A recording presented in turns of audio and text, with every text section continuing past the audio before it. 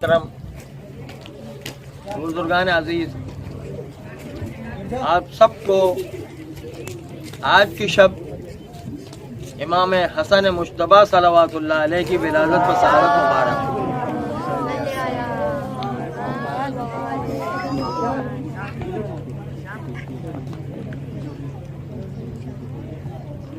اور امام حسن علیہ السلام کی ولادت و سعادت انشاءاللہ تمام جہان مسلمین سب کو مبارک ہو، خصوصاً شہزادی فاطمہ، حضرت خدیجہ ام المومنین، اور ساتھ ساتھ زمانے کے امام زمانہ علیہ السلام کی خدمت میں بھی ان کی مبارکباد پیش کرتے ہیں۔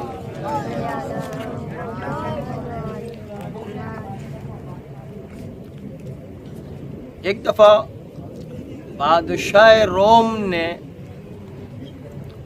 یہ خط لکھا اسلامی مملکت میں کہ آپ دونوں معاویہ علی آپس میں جنگ کر رہے ہو، تو اپنے اپنے نمائندوں کو بھیجو تاکہ میں دیکھوں ان دونوں میں سے سچ کون ہے، حق کون ہے۔ اس لیے مولا علی علیہ السلام نے اپنی نمائندگی میں مولا حسن کو بادشاہ روم کے پاس بھیجا۔ بہرحال دین کی تبلیغ کا مسئلہ ہو تو امام ہر جگہ حق کو پہنچانے کے لیے جایا کرتا ہے۔ چنانچہ یزید کو معاویہ کی طرف سے بھیجا گیا۔ حاکم روم، ان کے پاس جب یہ دونوں پہنچتے ہیں تو دونوں کے رویوں میں بہت فرق تھا،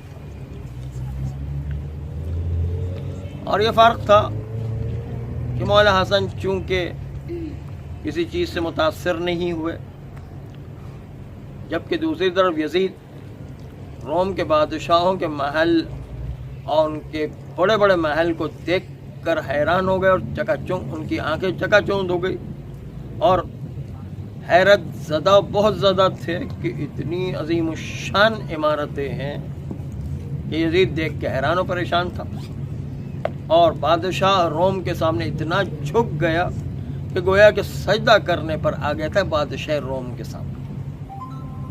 لیکن مولا حسن تو چونکہ پوری کائنات اپنے سامنے بنتے ہوئے دیکھتے ہیں، ان کے سامنے یہ چیزیں کوئی حقیقت نہیں رکھتے ہیں۔ بادشاہ روم کا محل کیا، کائنات کوئی چیز نہیں رکھتی ہے، تو باقی اور چیزیں کیا اہمیت رکھتی ہے۔ اس لیے مولا حسن اپنی جگہ پر نارمل رہے، یزید بالکل ہی جھک گیا تھا، تواضع، خضوع سجدے پر آ گیا تھا۔ پھر بھی بہرحال بادشاہ روم وہ ایک عام آدمی نہیں تھا، وہ بھی بڑا سمجھدار تھا، اس لیے اس چاپلوسی میں وہ لوگ نہیں آیا کرتے۔ اس بادشاہ روم نے کہا کہ اچھا، حق کو پہچاننے کے لیے، سچ کو پہچاننے کے لیے دیکھا جائے گا کہ میں 2 سوال کروں گا، ان میں سے 2 سوالوں کا جواب کون دیتا ہے۔ 2 سوال کروں گا اور 2 سوال کا جواب کون دیتا ہے، جو صحیح جواب دے گا مانا جائے گا وہی سچ ہے اور حق ہے۔ چنانچہ ایک مرتبہ بادشاہ روم نے اپنے غلام کو حکم دیا کہ خزانے سے تصویروں کا البم لے کر آ جاؤ۔ چنانچہ تصویروں کا البم جب آیا تو یزید چونکہ بہت زیادہ تواضع، خضوع بالکل جھک رہا تھا، اس سے پہلے یزید کو کہا اچھا یہ بتاؤ کہ یہ 7 تصویریں میں تمہارے سامنے پیش کرتا ہوں، 7 تصویریں کیا ہیں؟ اس نے کہا مجھے کیا پتا؟ لگا یہ تصویر ہے، تصویر تو ہے وہ تو مجھے بھی پتا ہے، بتاؤ تو صحیح یہ تصویریں کس چیز کی ہیں؟ کہ یہ تو مجھے نہیں پتا، یہ 7 تصویریں کس کی ہیں مجھے تو نہیں پتا۔ چنانچہ وہ کوئی جواب نہ دے سکا اور 7 تصویروں کے بارے میں کچھ بھی نہیں کہہ سکا۔ چنانچہ 7 تصویروں کا کوئی جواب نہیں دیا یزید نے۔ اب بادشاہ روم امام حسن کی طرف مڑتے ہیں اور کہتے ہیں کہ اب آپ کی باری، آپ بتائیے کہ 7 تصویریں کیا چیز ہے؟ ایک مرتبہ پہلی تصویر لائی گئی، مولا حسن نے دیکھا، کہا ہاں یہ تو حضرت آدم کی تصویر ہے۔ پھر دوسری تصویر لائی گئی، کہا ہاں یہ تو حضرت نوح کی تصویر ہے۔ پھر تیسری تصویر لائی گئی، کہا تیسری تصویر حضرت ابراہیم کی تصویر ہے۔ چوتھی تصویر لائی گئی، کہا یہ تو حضرت اسماعیل کی تصویر ہے۔ پانچویں تصویر لائی گئی، کہا یہ تو حضرت شعیب کی تصویر ہے۔ چھٹی تصویر لائی گئی، کہا یہ تو حضرت یحییٰ کی تصویر ہے۔ ساتویں تصویر جب لائی گئی تو امام حسن رونے لگ گئے۔ روتے روتے بادشاہ روم نے پوچھا، بھائی رو کیوں رہے ہو؟ کہا رو اس لیے رہا ہوں کہ میرے نانا رسول اللہ کی تصویر ہے، میں ان کو دیکھ کر آپ نے دوبارہ میرے نانا رسول اللہ کو یاد دلا دیا، اس لیے مجھے ان کی یاد میں رونا آ گیا، اس لیے میں جو ہے رو رہا ہوں۔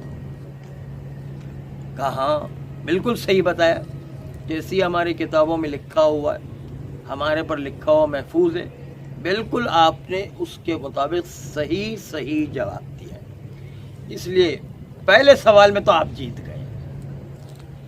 اب میں دوسرا سوال کروں گا۔ بادشاہ روم کہہ رہا اب دوسرا سوال کروں گا، اور دوسرا سوال یہ ہے کہ یہ بتاؤ کہ کائنات میں، دنیا میں 7 جاندار وہ کون سے ہیں کہ جو بغیر ماں باپ کے پیدا ہوئے ہیں؟ 7 جاندار وہ کون سے ہیں کہ جو بغیر ماں اور باپ کے پیدا ہوئے ہیں؟ یہ 7 جاندار کا نام پہلے یزید سے پوچھا، یزید نے کہا مجھے کیا پتا، میں کوئی پڑھ کے تھوڑی آیا، مجھے تو پتہ ہی نہیں ہے۔ یزید تو جواب دے ہی نہیں سکتے۔ بادشاہ روم پھر امام حسن کی طرف موڑ کہتا اب آپ بتائیے کہ 7 وہ جانور کون سے ہیں، جاندار وہ کون سے ہیں کہ جو بغیر ماں باپ کے پیدا ہوئے ہیں، جاندار۔ امام حسن علیہ السلام نے کہا پہلا تو حضرت آدم علیہ السلام جو بغیر ماں کے اور بغیر باپ کے پیدا ہوئے۔ نمبر 2 حضرت حوا کہ جو بغیر ماں کے اور بغیر باپ کے پیدا ہوئی ہیں، ہماری دادی جدہ حضرت حوا علیہ السلام۔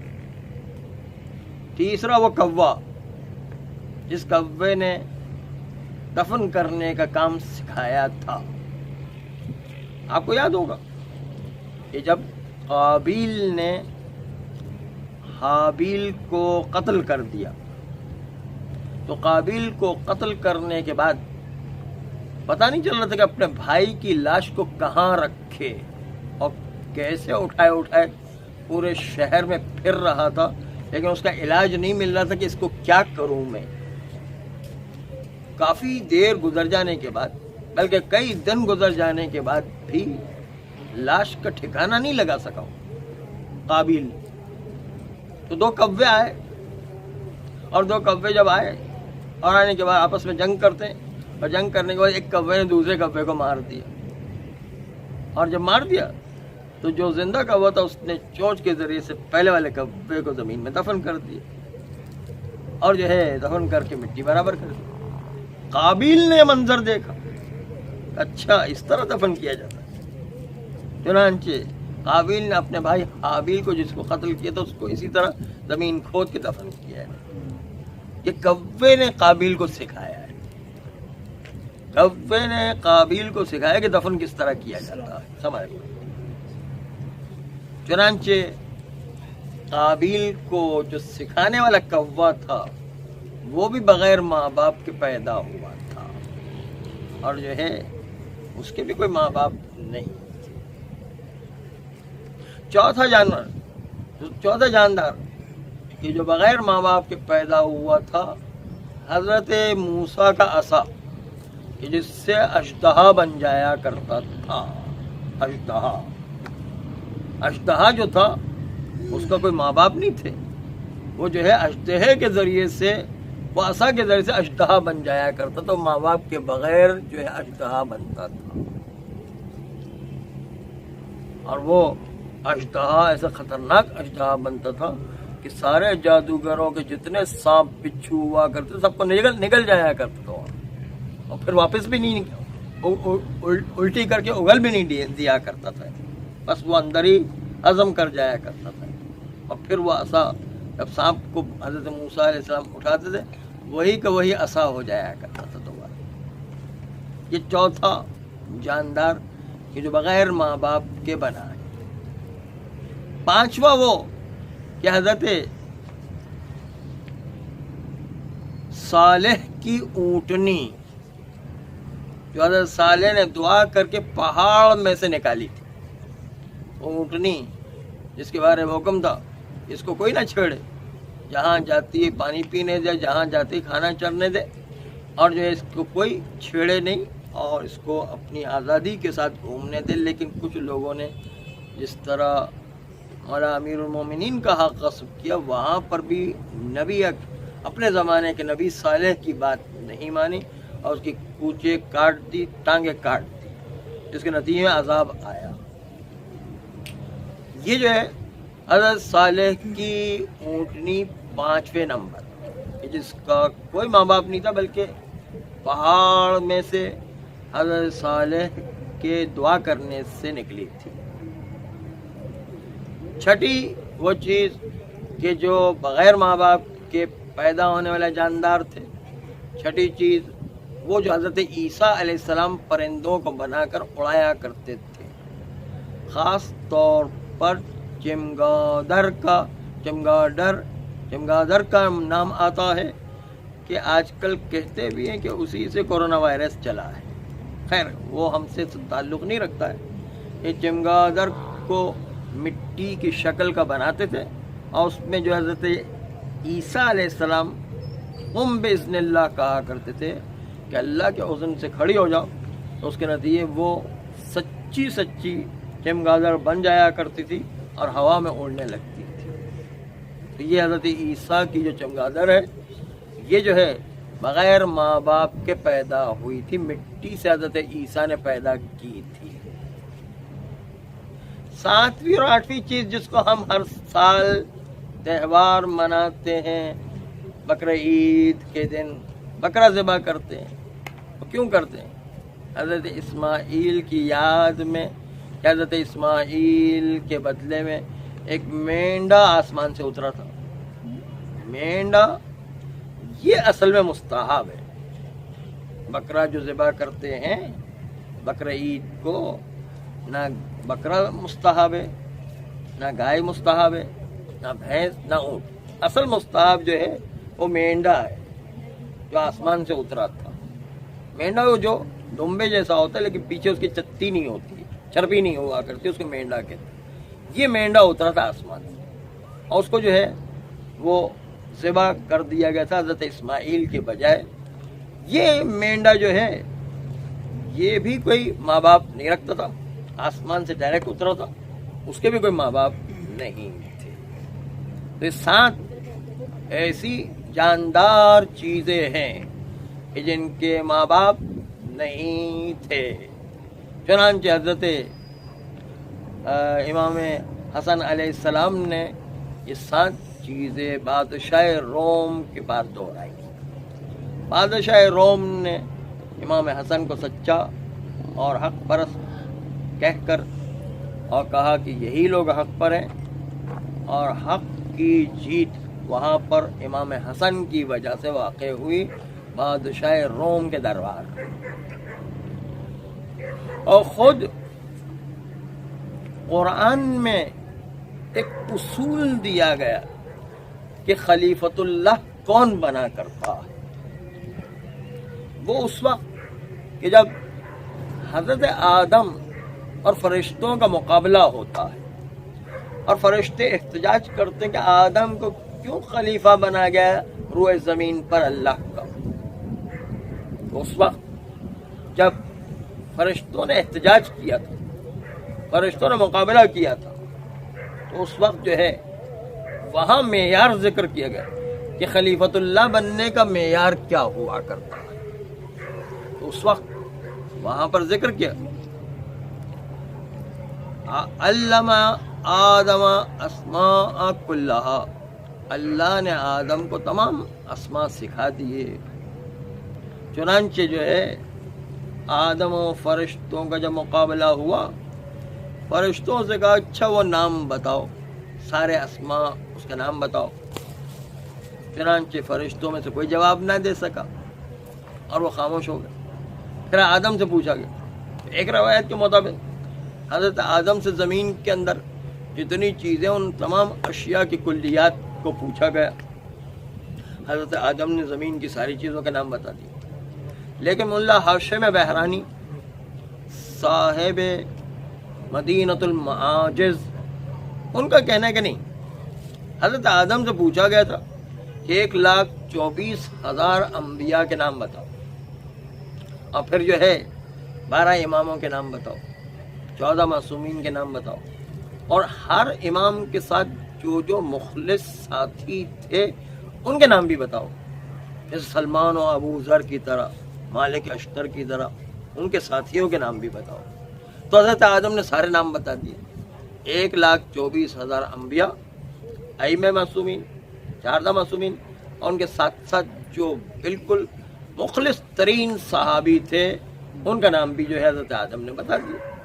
اس کے نتیجے میں کہ فرشتوں نے دیکھا کہ آدم نے سارے نام بتا دیے، تو خود فرشتے پکار پکار کے کہنے لگتے ہیں کہ پروردگارہ تیرا انتخاب بالکل صحیح تھا، ہم غلط تھے، اور تو نے ان کے علم کی وجہ سے ان کو فضیلت بخشی، اور واقعاً یہی مستحق خلیفۃ اللہ بننے کی، اس لیے کہ یہ ہم سے زیادہ جانتے ہیں، ہم تو یہ چیزیں نہیں جانتے۔ بس وہاں پر قرآن نے خود اعلان کر دیا کہ علم کی بنیاد پر خلیفۃ اللہ بنایا گیا تھا، اور امام حسن نے بادشاہ روم کے دربار میں ثابت کر دیا کہ علم کس کے دروازے پر آ کے گرتا ہے اور جہالت کس کے دروازے پر ہوا کرتی ہے۔ اس طرح جو ہے علم کی بنیاد پر امام حسن علیہ السلام نے حقانیت اور خلیفۃ اللہ کو بھی وہاں پر ثابت کر دیا تھا۔ چنانچہ جب یہ واقعہ ہو گیا کہ امام حسن علیہ السلام بڑے فخر سے کوفہ پلٹتے ہیں، مولا امیر المومنین صلوات اللہ علیہ کی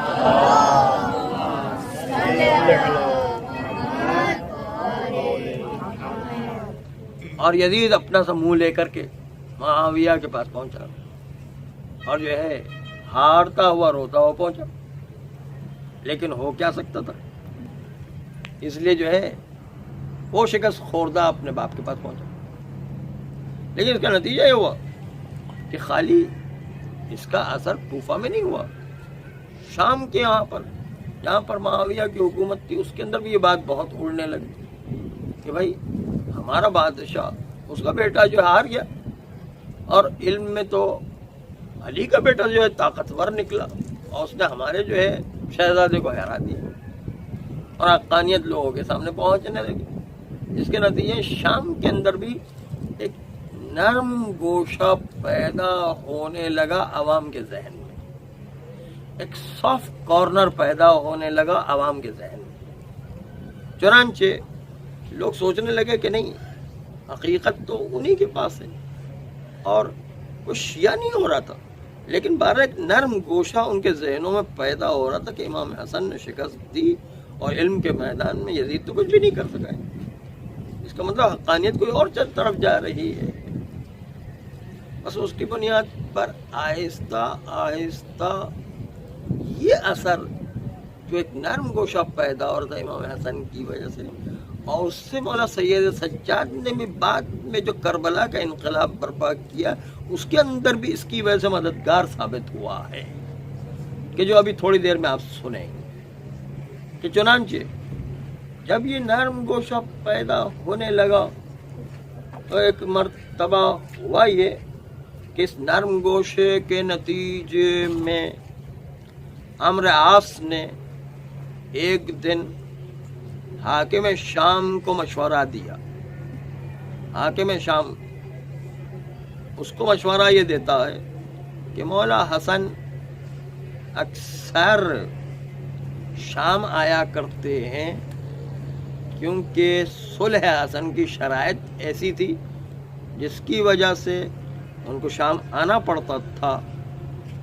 چنانچہ اس وقت شام میں مولا حسن آئے ہوئے تو عمرو عاص جو معاویہ کا دست راست مشاور تھا، سب سے بڑا مشورہ دینے والا تھا عمرو عاص، اور بہت ہی ہوشیار و عیار انسان تھا.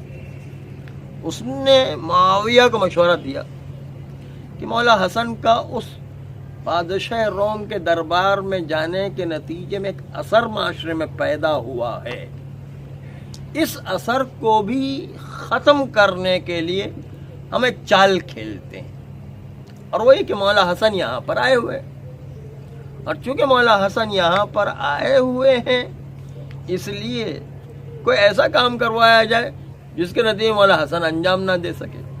اور وہ یہ کہ ہم نے کبھی مولا حسن کو تقریر کرتے خطبہ دیتے ہوئے تو نہیں سنا ہے.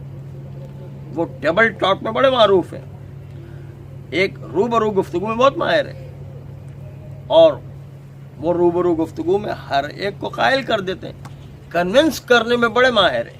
لیکن کبھی خطبہ دیتے ہوئے تو ہم نے نہیں سنا، کبھی تقریر کرتے ہوئے نہیں سنا. اور جس آدمی نے تقریر نہیں کی وہ پہلی مرتبہ تقریر کرے تو چھوٹے سے مجمع میں تقریر نہیں کر سکتا، بڑے مجمع میں کیسے تقریر کرے گا.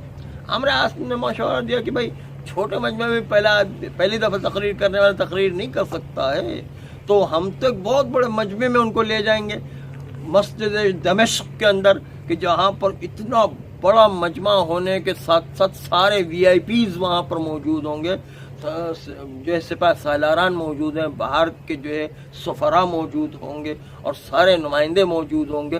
بس اتنے بڑے بڑے لوگوں کی موجودگی میں ان سے تقریر کروائیں گے تو حضرت امام حسن جو ہے وہ تقریر کر ہی نہیں سکیں گے، بول ہی نہیں سکیں گے، کیونکہ پہلے کبھی بولا ہی نہیں انہوں نے. جبکہ اس کے مقابلے میں امام حسین کی تقریر جو ہے بڑی جوشیلی ہوا کرتی، مردے کے اندر بھی جان ڈال دیا کرتی. وہ لوگ سمجھتے تھے کہ امام حسن نے تو کبھی تقریر کی نہیں. ایک مرتبہ جو ہے کہا کہ امام حسن سے ہم تقریر کرواتے ہیں، آج تک تو تقریر کی نہیں، خطبہ دیا نہیں، اس لیے جو ہے آج ایسا کرتے ہیں کہ امام حسن سے تقریر کرتے ہیں، جس کے نتیجے میں وہ بول نہیں سکیں گے. وہ جو بادشاہ روم کا اثر ہوا ہے وہ روم کا اثر بھی ختم ہو جائے گا، چنانچہ جو ہے وہ کچھ بول ہی نہیں سکیں گے. پھر ہم جو تبلیغات کر دیں گے کہ دیکھو ان کو تو کچھ آتا ہی نہیں، بولنے کے لیے کہا بول ہی نہیں سکتے ہیں. معاویہ نے کہا، وہ بھی بڑا پولیٹیشین تھا، اس نے کہا کہ وہ تقریر کر دی تو پھر کیا کریں گے، تو مصیبت بن جائے گی ہمیں. ایسا نہ ہو کہ تقریر کر دیں مصیبت ہمارے سے گلے پڑ جائے. اور اس نے بھی کہا کہ مسئلہ اور خراب نہ ہو جائے. تو ہم نے عاص نے کہا ہم نے پھر اس کا بھی انتظام کر کے رکھا، کہ ہم اس کا علاج بھی کریں گے.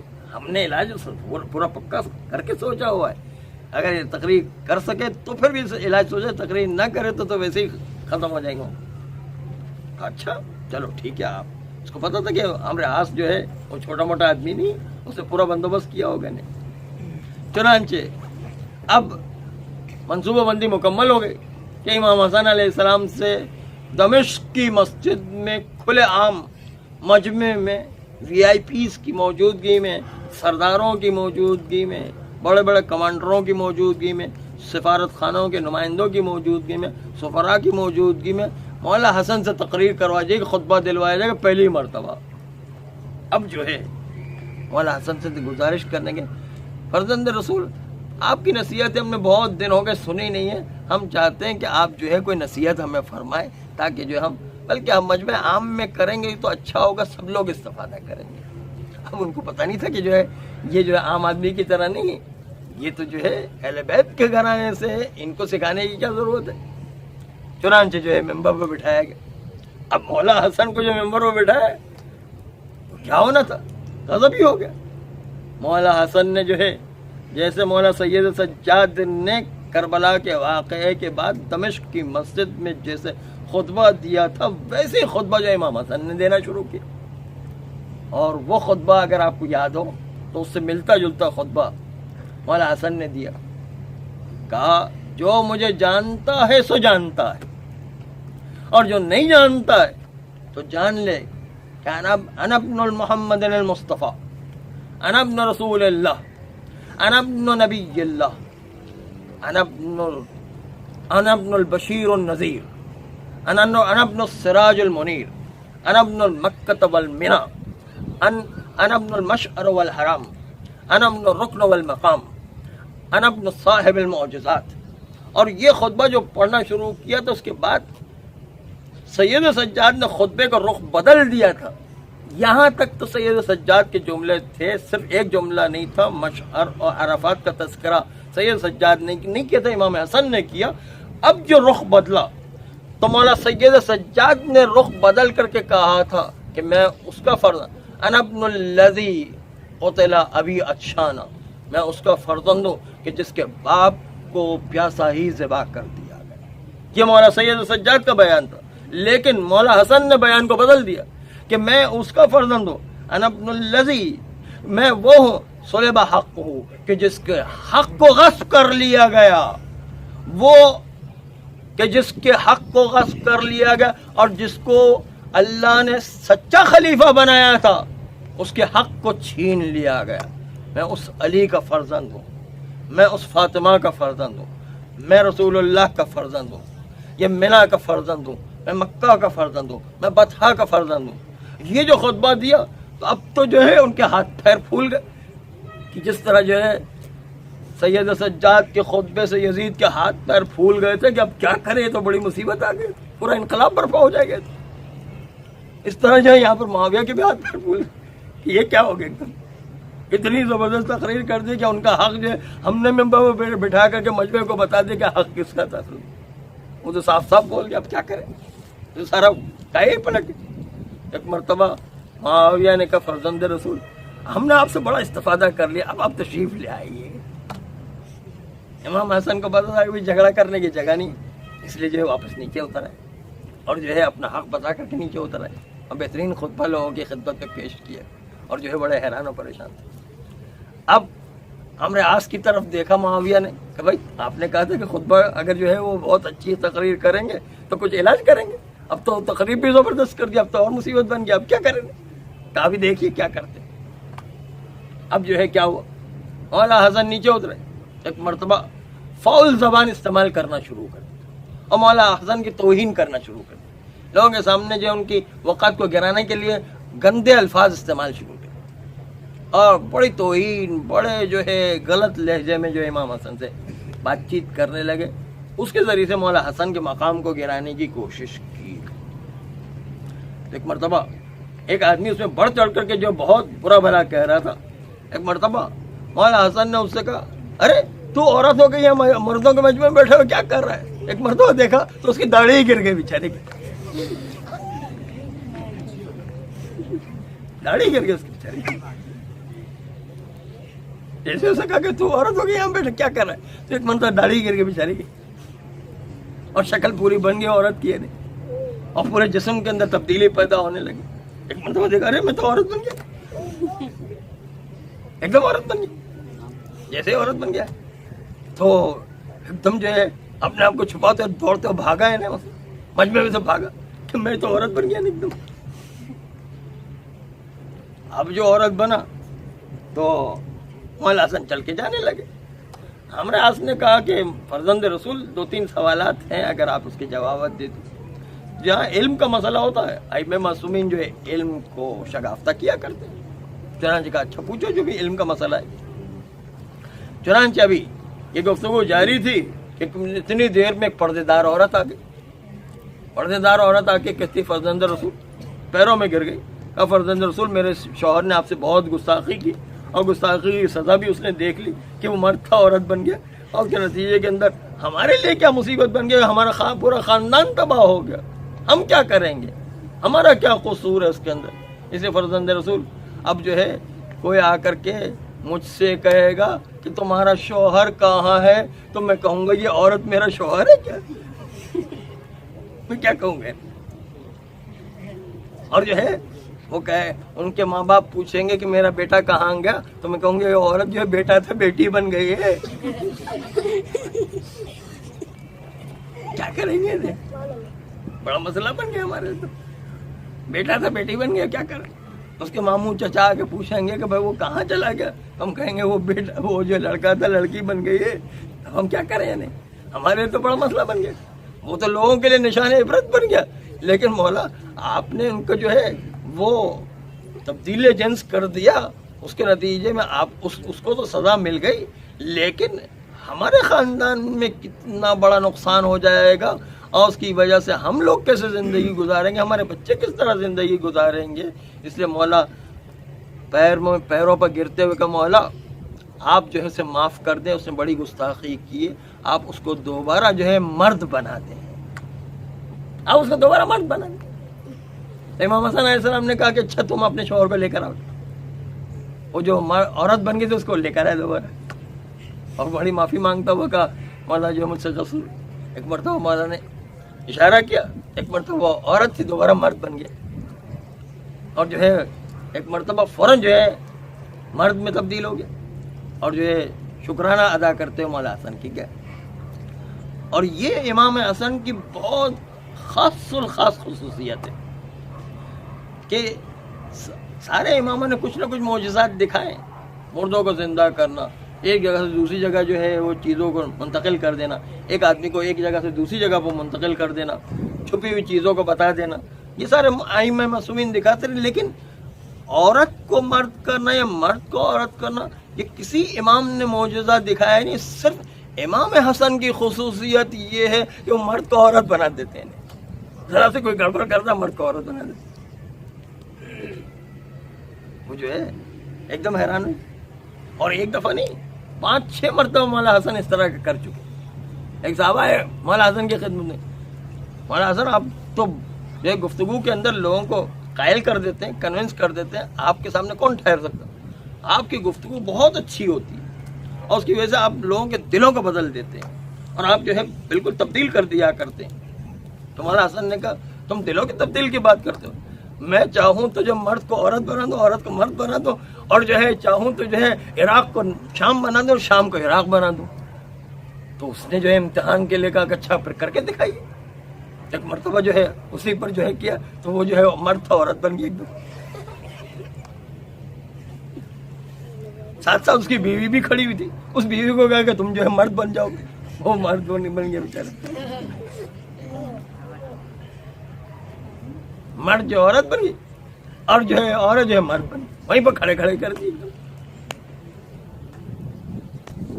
تو کسی نے کہا مولا آپ کے پاس اتنی طاقت ہے کہ آپ جو ہے علاقوں کو تبدیل کر سکتے ہیں، مرد کو عورت تبدیل کر سکتے ہیں، عورت کو مرد کر دیتے ہیں، ایک علاقے کو دوسری جگہ پلٹ دیتے ہیں، دوسری جگہ پہلی والی جگہ پر لے کر آتے ہیں، اتنی طاقت ہے تو دشمن آپ کے اوپر حاوی کیسے آ رہا؟ کہا ہم جو ہے معجزے کے ذریعے سے کوئی کام نہیں کرنا چاہتے، لوگ اپنی خوشی سے اور اپنی عقل سے جو ہماری اتباع کریں ہم اس کو چاہتے ہیں، ورنہ کیا اللہ کیا سب چیزوں کو تبدیل نہیں کر سکتا ہے؟ اللہ معجزات کے ذریعے سے، اللہ جو ہے اپنے انبیاء کے معجزات کے ذریعے سے، ائمہ کے معجزات کے ذریعے سے تھوڑی جو ہے لوگوں کے دلوں کو مقلوب کرنا چاہتے ہیں۔